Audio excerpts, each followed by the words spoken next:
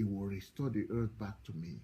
I am sending him there so that he will do my work for me. He will do my labor for me. He will bring joy to my heart.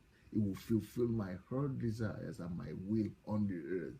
I am sending him to do my work here on the earth for me. Because God, even though he's God Almighty, but he doesn't have hands, he doesn't have feet, he doesn't have body. So he's giving birth to children who will have to grow up and fix all those things.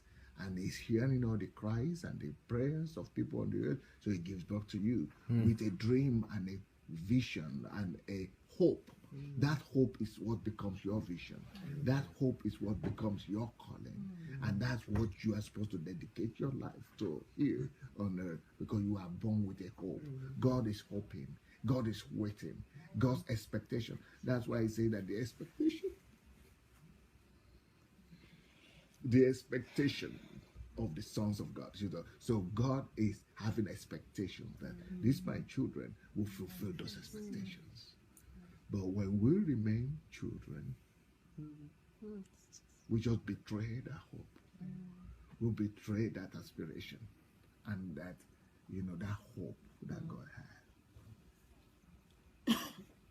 And we just remain that 1 month old child 20 years later who is still calling for the breast of the mom.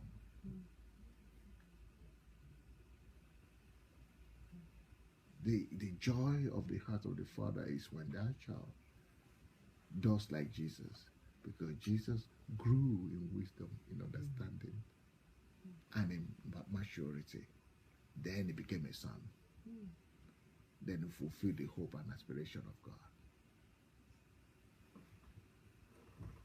The joy that we bring to the heart of the Father is not that we are giving birth to, is that we fulfill the reason we are giving birth to.